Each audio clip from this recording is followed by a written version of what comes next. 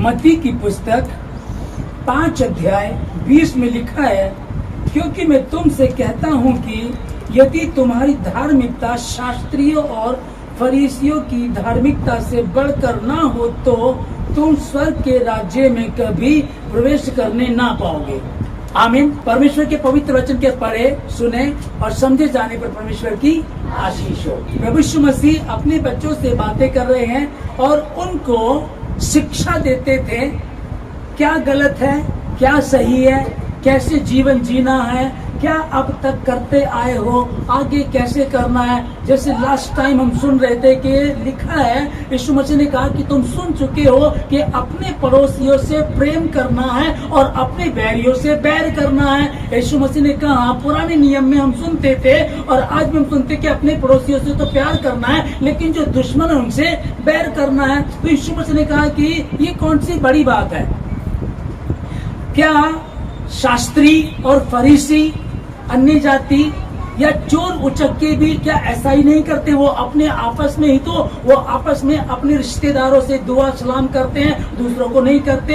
यही तो वो कर रहे हैं, यही तुम कर रहे हो। मैं तुमसे कहता हूँ, आज का जो वचन है यीशु मसीह अब यहाँ से बात करे, क्योंकि मैं तुमसे कहता हूँ कि यदि तुम्हारी धार्मिकता, अगर तुम्हारी धार्मिकता फरीसी और शास्त्रियों से बढ़कर ना हो तो तुम स्वर्ग के राज्य में कभी भी प्रवेश कर नहीं सकते। अब प्रभु यीशु मसीह इस बात को बोल रहे हैं। शास्त्री और फरीसियों के विषय में बाइबल बताती है कि वो बाहरी दिखावा करते थे, बड़े बड़े चोले पहन लेना, ताबीज कर लेना, क्रॉस को बड़ा कर लेना और मार्केट में घूमना, बाजारों में घूमना और लोगों से बात किया करते थे, ताकि इस तरह घूमना उनका कि हम बहुत बड़े धर्मी हैं, मैं याजक हूँ या मैं शास्त्री हूँ, मैं फरीसी हूँ, मैं सरदार हूँ, है ना, मैं तो याईर हूँ। वो बड़े बड़ी मतलब इस तरह की बातें क्या करते थे, ऐसा मन में सोचते थे। पर प्रभु ने क्या कहा, वो क्या है, वो ऊपर से पुती हुई कब्रों के समान है।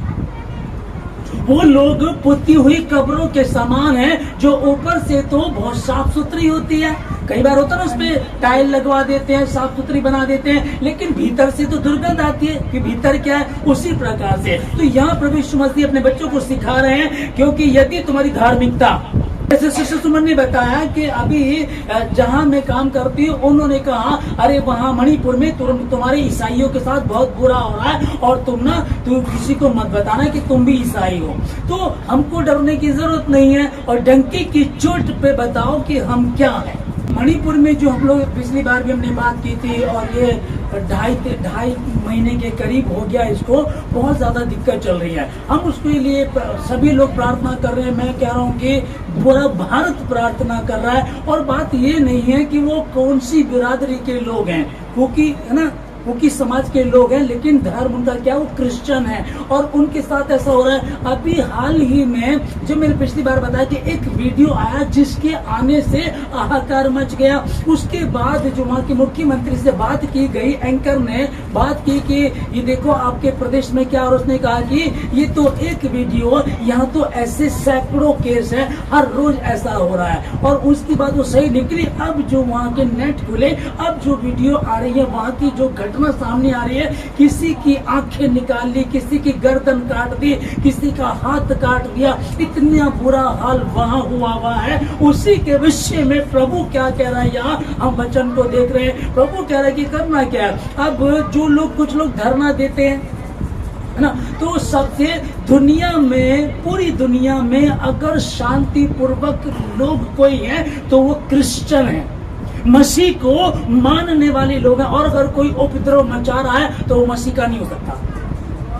अगर कोई उपद्रव मचा रहा है तो मसीह का नहीं हो सकता, क्योंकि परमेश्वर तो कह रहा है, कहता है कि अपने कसूरवारों को माफ करो, अपने सताने वालों के लिए प्रार्थना करो। जिस वचन को हम लोग यहाँ पढ़ रहे हैं उसको, कि यदि तुम्हारी धार्मिकता शास्त्रियों और फरीसियों से बढ़कर ना हो तो तुम स्वर्ग के राज्य में कभी भी प्रवेश करने नहीं पाओगे। इस चीज को प्रभु ने हमको सिखाया। तो पूरी दुनिया में हम देखते हैं शांति पूर्वक काम करने वाले मसीह लोग हैं। इनके चर्च देखिए, वहाँ 200 से ज्यादा चर्च तोड़ दिए गए हैं, 100 से ज्यादा लोग मर गए हैं। और जो मैं बता रहा, पिछली बार आप सभी देख रहे हैं न्यूज को, सोशल मीडिया पे देख रहे हैं, न्यूज को आप देख रहे हैं। हर आदमी दुखी है घटनाओं को लेकर के कि हमारी बहनों के साथ हम मसीह इसलिए भी वो हमारी बहनें, और अगर मसीह कोई नहीं है, वो किसी भी धर्म जाति के जिसके साथ बुरा होता है, वो भी हमारे बहन है, हमारे भाई है, हमारा परिवार है। चूंकि यीशु मसीह ने जगत से प्रेम रखा और जगत से प्रेम उसने रखा तो सारे के सारे प्रभु यीशु मसीह के हो गए और यीशु मसीह हमारा है। मैं प्रभु को सब हम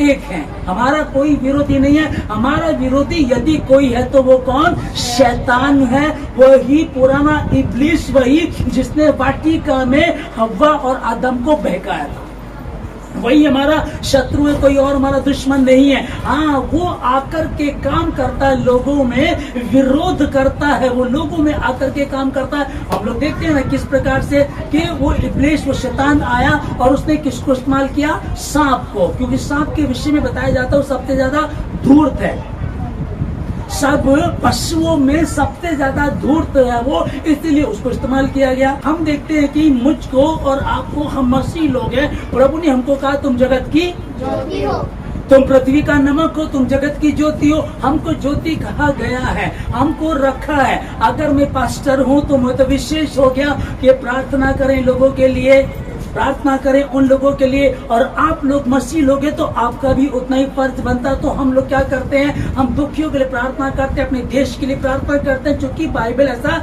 बता रही है। अपने देश के लिए प्रार्थना करो, अपने लोगों के लिए प्रार्थना करो, और जो विरोधी हैं उनके लिए भी प्रार्थना करो। सबके लिए हमको प्रार्थना के लिए कहा गया, हमको प्रार्थना करनी है। अब समझो कि हम क्या है? एक रक्षक। रक्षक अगर भक्षक बन जाए तो गड़बड़ी है ना। अभी उस हाथ में सुन रहे हैं कि जो 5 लोग, पहला वीडियो जो था 5 लोग थे, 2 पुरुष जिनको मार दिया गया, 3 स्त्रियां थी जिनको नंगा घुमाया गया, एक के साथ दुष्कर्म किया गया सामूहिक रीति से। तो वो पांचों के पांचों लोग पुलिस वाले के हाथ आ गए थे, तो पुलिस वाले उनको लेकर के जा रहे, सेफ लेकर जा रहे। लेकिन जब 1000 की भीड़ सामने से आई तो मजबूरन या कैसे उन्होंने उनके हाथ में कर लिया या उन्होंने ले लिया उनके हाथ में। चलो कोई बात नहीं है, मजबूरी थी। अभी मैं उसके बाद एक न्यूज को मैं देख रहा था, बीएसपी का जवान, बीएसपी का एक जवान, वो एक लड़की के साथ गंदी हरकत कर रहा था और ये वीडियो जब सामने आया तो उसको सस्पेंड किया गया। आप समझिएगा, है ना।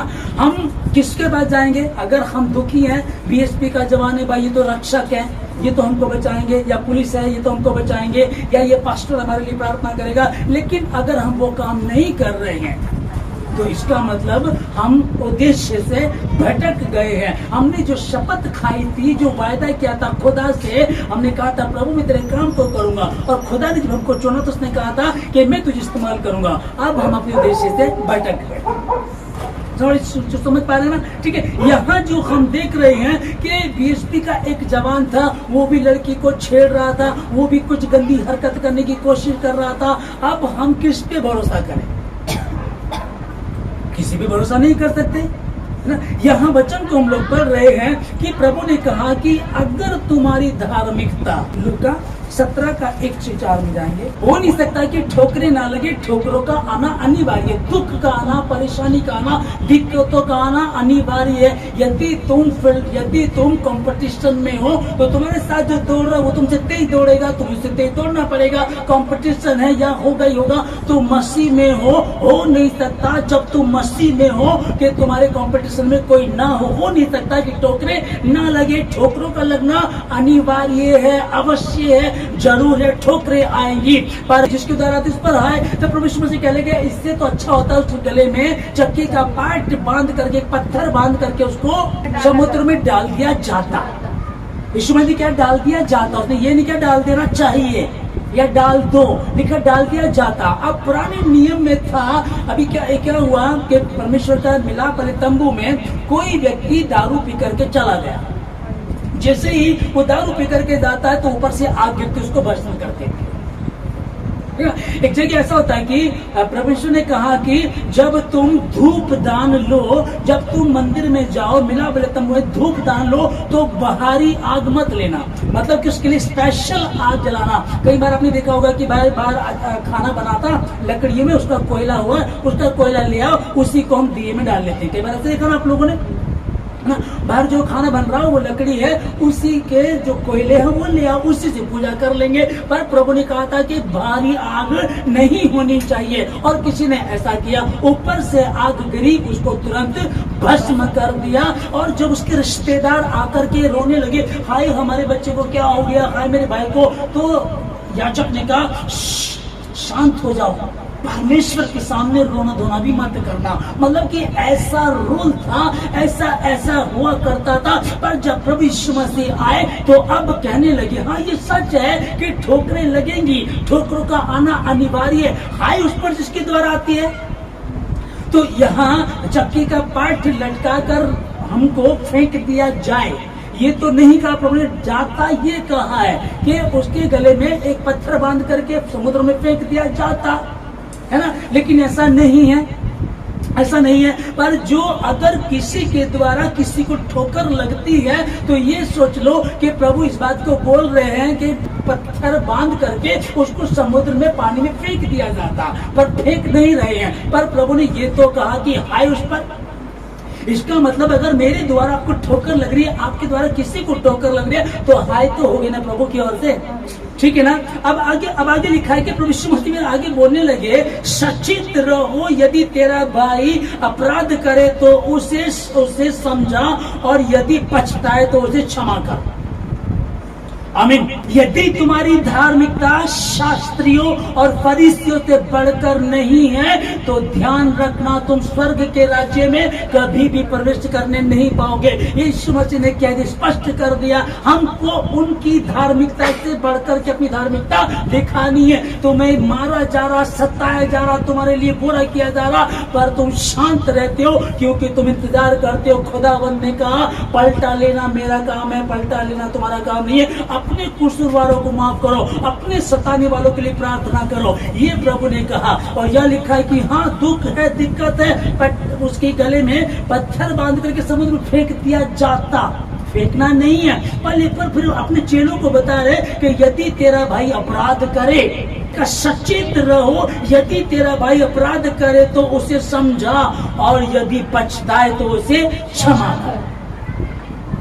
कुछ लोगों को इन दिनों में देख रहा हूँ, हम बैठे शांति से बैठे, अच्छी बात है ना। हम कहें कि हमारे लोगों के साथ अच्छा नहीं हो रहा है, हम बैठे, कानून व्यवस्था है, हम कानून से कहें क्योंकि परमेश्वर ने कानून बनाया है, कानून बनाने वाला ही परमेश्वर है। और परमेश्वर ने कानून को बनाया, लिखा है कि कोई अधिकारी ऐसा नहीं जो परमेश्वर की ओर से ना हो। तो हर अधिकारी, अब वो प्रधानमंत्री, मुख्यमंत्री, पुलिस वाला, कोई भी क्यों ना हो, हर एक अधिकारी परमेश्वर की ओर से नियुक्त किया जाता। तो हमको उनकी अधीनता में रहना है, और परमेश्वर की अधीनता में इसलिए रहना है कि उसने हमको यह नहीं सिखाया कि हम विरोध तो करें, गलत कोई करता है विरोध तो करें, पर पाप ना करें, पाप ना करें। अब आगे इसमें लिखा हुआ, यदि दिन भर में वह 7 बार तेरा अपराध करे और 7 बार तेरे पास आकर के कहे कि मैंने गलती की है, मैं पछताता हूं, तो उसको क्षमा कर।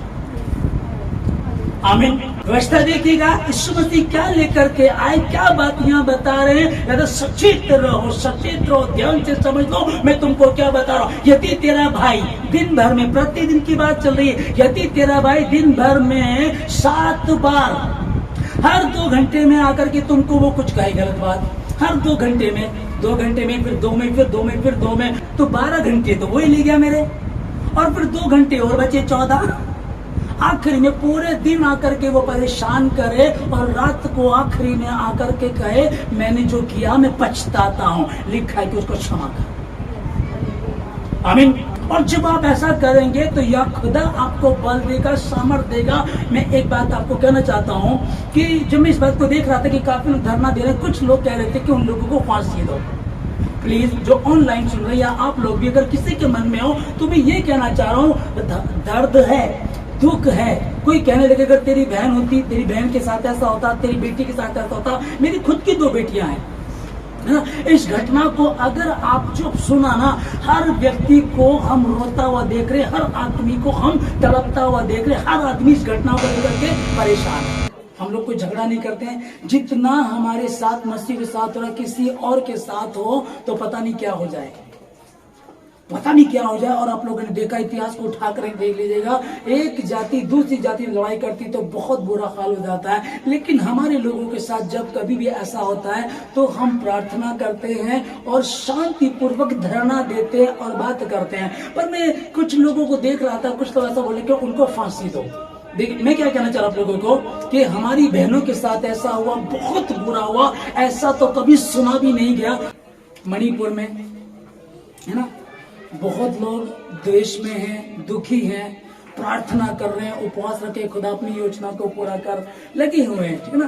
पर मैंने एक वीडियो देखा कि उसमें वो कह रहे थे कि उनको फांसी दो, फांसी दो। दूसरे लोग बोल रहे हैं उनसे मतलब नहीं है, पर मसीह लोग बोल रहे हैं उनको फांसी दो। प्लीज मैं क्या कहने जा रहा हूं, मैं भी दुखी हूं, है ना। ऐसा नहीं कहता हम दुखी नहीं है, हम भी दुखी हैं। और अगर हम दुखी नहीं है तो प्रभु जानता है फिर हम में परमेश्वर का प्रेम नहीं है, परमेश्वर का मन हम में नहीं है ना। उसके लिए तो वो बोल रहे उनको फांसी दो। लेकिन परमेश्वर का वचन क्या कह रहा है, जिस वचन को हमने पहले पढ़ा कि यदि तुम्हारी धार्मिकता फरीसी और शास्त्रियों से बढ़कर ना हो तो तुम स्वर्ग के राज्य में कभी प्रवेश नहीं कर सकते, है ना। और फांसी की बात रही, सुनो हम क्या कहें कि हमको इंसाफ चाहिए। हम ये बोले कि इंसाफ चाहिए, आप उनको अरेस्ट करो, पकड़ो, पकड़ करके जो उनके खिलाफ बनता वो करो, ये है ना, ऐसे आप कर सकते हैं। उसके लिए अभी कुछ लोग बोलते कि ये तो डरपोक है। उसके चेलों ने, याकूब और यूहन्ना ने कहा, हे प्रभु क्या तू चाहता है कि हम आज्ञा दें आकाश से आग गिरे और इन लोगों को जो इन्होंने हमको मना किया इनको भस्म कर दे। ये चेले बोल रहे हैं, चेलों ने ये बोला। तब प्रभु यीशु मसीह आगे कहते हैं कि परंतु उसने फिर कर उन्हें डांटा और कहा, तुम नहीं जानते कि तुम कैसी आत्मा के हो, क्योंकि मनुष्य का पुत्र लोगों के प्राण का नाश करने नहीं परंतु उनको बचाने आया है। अब से पहले हो क्या रहा था, जब तक यीशु मसीह नहीं आया था पापियों का नाश किया जा रहा था, पापियों को मारा जा रहा था, पापियों के लिए कोई रास्ता, कोई समाधान नहीं था। पर जब यीशु मसीह आया तो उसने इसी बात को क्या कहा कि जाओ जाकर के इसका अर्थ सीख लो। यीशु मसीह पर लोग दोष लगाते थे, यार ये तो वो गंदी औरत है, वह व्यभिचारिणी है, उसके साथ बैठता है, वो दारू पीने वाले उनके साथ बैठता है, वो सट्टियारे सट्टा लगाते हैं, वो चोर है। हर कोई कहता था यीशु मसीह के जो जान पहचान वाले वो सारे लुच्चे, लफंगे, चोर, उचक्के, व्यभिचारी, इस तरह के लोग हैं। सब लोग यही बोलते थे। लेकिन सोच करके देखो कि यदि एक हॉस्पिटल आप खोलते हैं तो उस हॉस्पिटल में कौन आएगा? जो डिटोल से नहाते हो वो आएंगे क्या? जो चमनप्राश खाते होंगे, इन चीजों को बताया जाता है, जो स्वस्थ होगा वो आएगा क्या? बीमारी ही तो आएंगे। तो यीशु मसीह ने कहा जाओ जाकर के अर्थ सीख लो। अगर बुद्धि रखते हो, समझ रखते हो तो जाओ जाकर के पता करो कि वैद्य की आवश्यकता बीमारों को होती, भले चंगों को नहीं। मैं बीमारों के लिए आया, भले चंगों के लिए नहीं। लिखा कि मैं धर्मियों के लिए नहीं परंतु पापियों के लिए आया हूँ। यहाँ अगर किसी ने गलती की तो चेले याकूब और यूहन्ना खास थे यीशु मसीह के, और कह लगे प्रभु क्या तू आज्ञा देता है कि हम आकाश से आग गिराएं और उनको भस्म कर दें? यीशु मसीह ने कहा नहीं। फिर करके पीछे मुड़ करके उनको डांटा, और डांट करके क्या लिखा है कि तुम नहीं जानते तुम कैसी आत्मा के हो। इसमें ना तो क्वेश्चन मार्क है और ना ही लिखा क्या तुम नहीं जानते। तुम नहीं जानते मतलब कि पक्का है तुम जानते हो। अगर यहाँ प्रभु ये कहता है क्या तुम नहीं जानते तो क्वेश्चन क्या तुम नहीं जानते, तो पता नहीं प्रभु हमको तो पता नहीं था। तो यहाँ यीशु मसीह कह रहा लिखा है कि तुम नहीं जानते कि तुम कैसी आत्मा के हो। पर मनुष्य का पुत्र लोगों का नाश करने परंतु उनको बचाने आया है। और यही बात शुरू में, यदि तुम्हारी धार्मिकता, तो यीशु मसीह ने जब हमको सिखाया, जब चेलों को सिखाया, सिखाने से ज्यादा पहले उसने करना शुरू किया। आमीन। अब कोई कहने लगे तो डरपोक है, तो डर जाते हैं यीशु मसीह के। कोई मुंह पे थूक देता है, कोई थप्पड़ मार देता है, कोई उसके कपड़े निकाल लेता है, कोई उसको धक्का देने के लिए जाता है। वो एक आदर्श था, एक मॉडल था, मुझे और आपको सिखाने के लिए आया था कि वो हमको बता सके, वो हमको सिखा सके कि जो वो हमको कह रहा है वो उसको पूरा भी करता है। पहले उसने खुद किया तब वो कह रहा, पहले उसने खुद किया उस चीज को। लोग सोचते कि डरपोक नहीं है। इतिहास उठाओ बाइबल का। दाऊद ने बाइबल के अनुसार 66 लड़ाइयां लड़ी और 66 की 66 जीती, क्योंकि लिखा है कि परमेश्वर के साथ था। शिमशोन नाम का एक व्यक्ति था, एक ही बार में 1000 लोगों को उसने मार गिराया। क्यों, कैसे हुआ था? जबकि परमेश्वर के वचन में जब पढ़ते हैं तो लिखा है कि वो माँ के गर्भ से परमेश्वर ने उसको चुना हुआ था। और शिमशोन नाम का जो व्यक्ति है वो कमजोर था, परमेश्वर का आत्मा उस पर उतरता था, एक ही बार में कितनों को मार गिराया करता था। वो कमजोर नहीं थे। परमेश्वर हमारा कमजोर नहीं है। परमेश्वर ने कहा कि अपने शत्रुओं के लिए, अरे बदला लेना आसान है पर किसी को माफ करना मुश्किल है। देखो करके, बदला लेकर किसी ने आपको मारा, आपने उसको मार दिया, क्लियर हो गया। आपको किसी ने गाली दी, आपने उसको गाली निकाल दी, क्लियर हो गया। साथ के साथ तो हो गया। किसी ने आपको मारा, आप शांत रहे, इसके लिए हिम्मत चाहिए। हम सुनते हैं, अरे यार वो तो डर गया, वो तो पागल है, वो तो कमजोर है ना, वो तो लड़ता ही नहीं है। बहुत गंदी गंदी बातें सुनते हैं हम में से। अगर कोई व्यक्ति नहीं लड़ रहा है तो लोग उसे मूर्ख समझते, बेवकूफ समझते हैं, लेकिन नहीं जानते कि वो सामर्थी है, क्योंकि माफ करना बड़ी चीज है। और जो कोई नहीं, यीशु मसीह से पहले तो कोई भी नहीं कर सका। हर किसी ने पापियों का नाश किया है। और यीशु मसीह बोल रहे हैं, तुम नहीं जानते कि तुम कैसी आत्मा के हो, क्योंकि मनुष्य का पुत्र लोगों के प्राणों का नाश करने नहीं वरन बचाने के लिए आया है। बचाने के लिए, हर किसी को तो नाश करने के लिए रखा हुआ, वो बचाने के लिए आया। इतिहास को उठा लीजिएगा। और आज भी अगर आप देखेंगे, अगर आज भी जो इजरायली लोग हैं, जो यहूदी लोग हैं, आज भी उनसे कोई जीत नहीं सकता।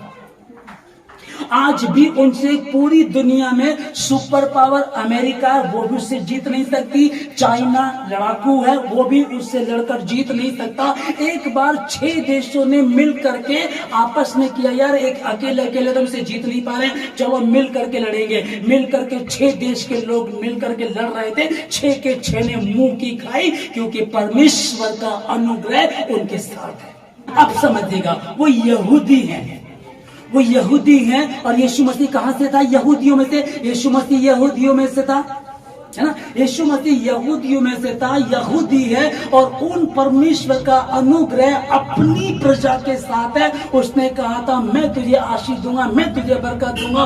तुझ पर जो हमला करने के लिए आएंगे, एक मार्ग से तेरे विरोधी आएंगे, परंतु 7 मार्गों से होकर के भागेंगे। एक मार्ग से मारने के लिए आ गए, और जब अंदर घुसे तो देखा, इधर तो पवित्र आत्मा है, इधर तो स्वर्गदूत है, इधर तो अग्निमय रथ खड़े हुए हैं। वो सब डर करके छितड़ बिदड़ होकर के भाग गए। और एक और आपको पता हो कि उनकी भूमि पर, उनकी जमीन पर आप कैसा भी बम ले और आप इजराइल पर गिराएं, उसकी भूमि पर गिरता नहीं है, वो हवा में नष्ट हो जाता है। ऐसी टेक्नोलॉजी उसके पास है। यीशु मसीह जो हमारा रोल मॉडल है, हमारा आदर्श है, उसने हमको जो सिखाया हम वो करना चाहते हैं। और यहाँ पहला यूहन्ना 2 अध्याय में हम पढ़ रहे हैं, लिखा है कि हे मेरे बालकों, मैं ये बातें तुम्हें इसलिए सिखाता हूँ कि तुम पाप ना करो, और यदि कोई पाप करे तो पिता के पास हमारा एक सहायक है, अर्थात धर्मी यीशु मसीह।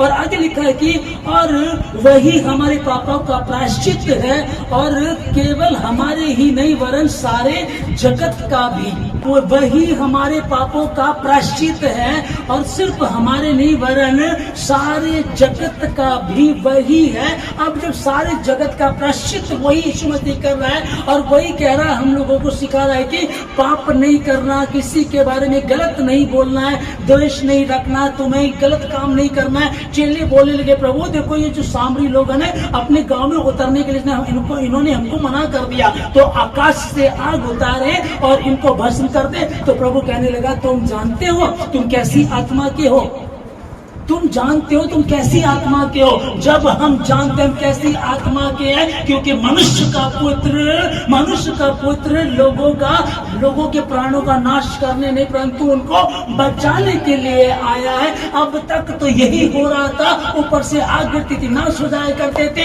इजराइलियों को जब मिस्र देश से मूसा निकाल करके ला रहा था, 6 लाख पुरुष थे, और टोटल जो गिनती थी 20 लाख लोगों को निकाल करके लाया। वो पाप करते रहे, एक ही रात में 30,000 मर गए, 20,000 मर गए। इसी तरह वो नाश होते चले गए। 20 लाख लोगों को लेकर के चला और 40 साल बाद वायदे के देश में मात्र 2 लोग पहुंचे। यही तो हो रहा था अब तक।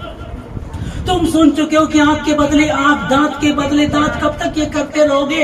अरे भाई तुम सुबह सुबह घूमने जा रहे थे, अब तुम्हारा दुश्मन तुमको मिला, तुमको मिला तो तुमने ईंट उठाई, उसके मुंह पे मार दी, उसका दांत तोड़ दिया तुमने। ठीक है जी। अगले दिन तुम जा रहे थे, 2 लोग उसके साथ थे, वो तुम उसको मिले, उसने तुम्हारा दांत तोड़ दिया। तो यही तो चल रहा था, बदले की भावना। हम किसी से कम नहीं, हम किसी से डरते नहीं है।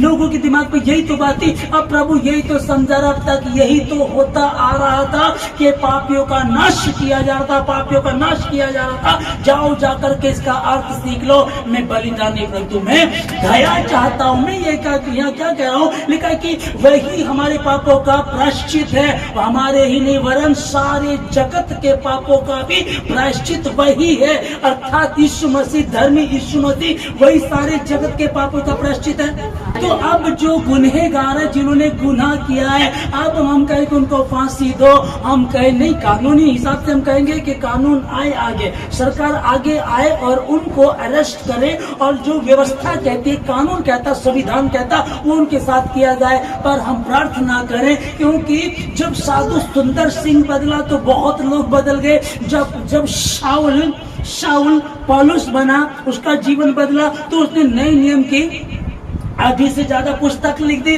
और इसी तरीके से ये बदले और इनके जीवन बदले। और हम कहें कि लिखा है कि हर एक घुटना टिकेगा, हर जुबान कहेगी यीशु ही प्रभु है। और ये कब होगा? अगर बात नाश करने वाली, तो ये तो संभव नहीं है। लूका की पुस्तक में 23वें अध्याय में जब हम लोग पढ़ते हैं, यीशु मसीह के साथ 2 डाकू बंधे हुए थे। एक डाकू कहने लगा कि प्रभु जब तेरा राज्य तो मेरी सुधि लेना। कहानी को आप लोग जानते हैं। यीशु मसीह उस डाकू से कहता है कि आज ही तो मेरे साथ स्वर्ग लोक में होगा। आप समझ करके देखो, प्रभु कह रहा है कि आज ही तुम्हारे साथ स्वर्ग लोक में होगा।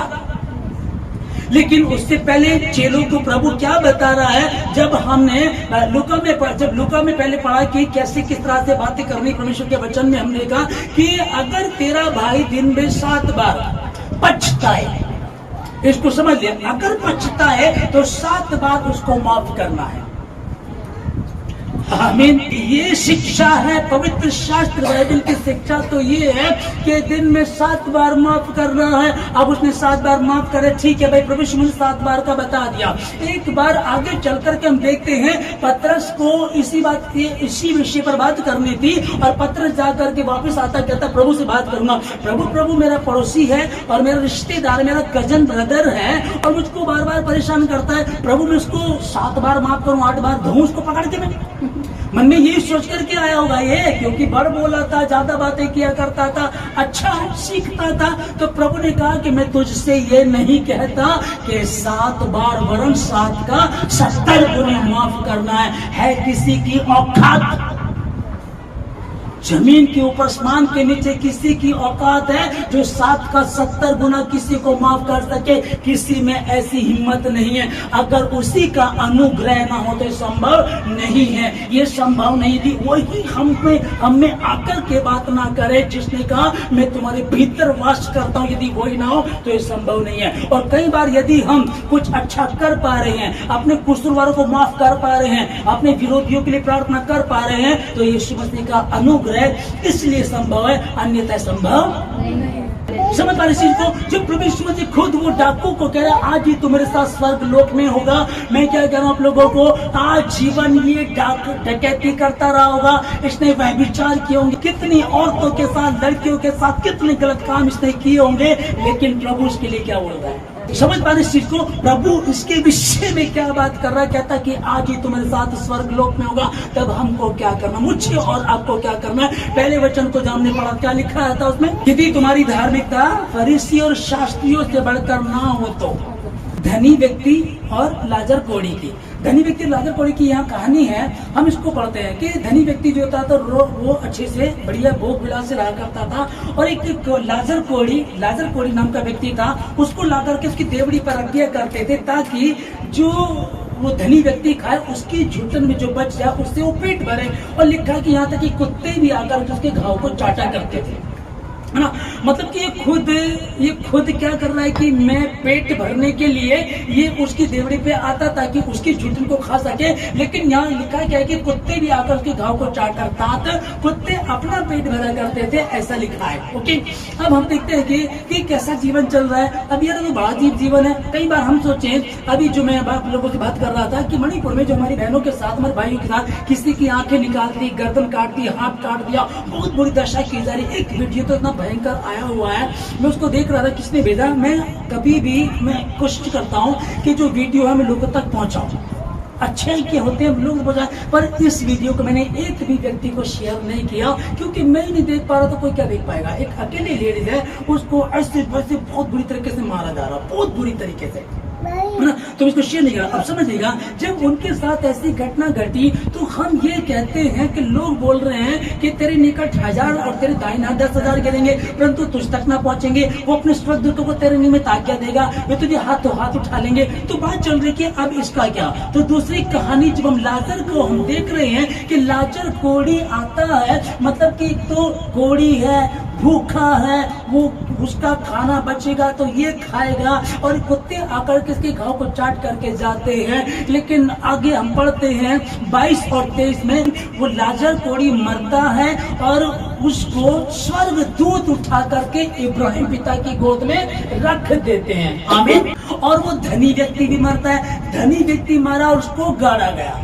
इसको समझिएगा, धनी व्यक्ति मरा, उसको गाड़ा गया और उसने अपनी आंखें अधोलोक में पीड़ा में खोली, जहां वो आग में जल रहा था। इसको समझिएगा, है ना। एक हम बाइबल में पढ़ते हैं कि सकरा मार्ग और चौड़ा मार्ग, सकरे मार्ग से प्रवेश करो, वो आगे जाकर के चौड़ा हो जाता है, और जो चौड़े मार्ग से प्रवेश करते हैं आगे जाकर के टेढ़ा हो जाता है। जब लाजर ने सकरे मार्ग से प्रवेश किया तो आगे जाकर के चौड़ा हो गया। जिस दिन ये मरा, स्वर्गदूत इसको उठा करके लेकर के गए, कहाँ रख दिया इसको? इब्राहिम पिता की गोद में इसको रख दिया। और धनी व्यक्ति मरा, गाड़ा गया, और जब उसकी आंखें खुली तो वो कहाँ पाया गया?